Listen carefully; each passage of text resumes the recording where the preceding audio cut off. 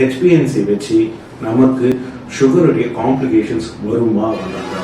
Sugar நம்ம உடம்புல இருக்கிற எல்லா உறுப்புகளையும் பாதிக்கும்.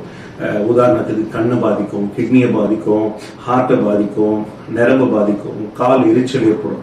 அப்போ ஒரு பேஷண்ட்டுக்கு இந்த டயபெட்டிஸ் சம்பந்தமான பிரச்சனைகள், அதாவது டயபெட்டிஸ் சம்பந்தமான காம்ப்ளிகேஷன்ஸ் வருமா இல்லையான்றது எப்படி கண்டுபிடிக்கலாம்னா இந்த ஹெச்பிஏஎன்சி வச்சு கண்டுபிடிக்கலாம். இந்த ஹெச்பிஏஎன்சி 7க்குள்ள இருக்குன்னா அவங்களுக்கு காம்ப்ளிகேஷன்ஸ் வர்றதுக்கு வாய்ப்பு இல்லை. அண்ட் அதே மெயின்டைன் பண்ணாங்கன்னா அவங்களுக்கு காம்ப்ளிகேஷன்ஸ் வர்றதுக்கு 0% சான்சஸ். இதே 78.5னா 25% சான்சஸ் ஆஃப் கெட்டிங் காம்ப்ளிகேஷன். இதே 8.5 to 10 வச்சுக்கோங்க, 50% சான்சஸ் டு கெட் காம்ப்ளிகேஷன். 50% வாய்ப்பு இருக்கு அவங்களுக்கு இந்த மாதிரி எல்லா உறுப்பும் டேமேஜ் ஆகுது. 10க்கு மேல போயிடுச்சுன்னா அவங்களுக்கு 100% ரிஸ்க் அவங்களுக்கு காம்ப்ளிகேஷன்ஸ் வர்றது.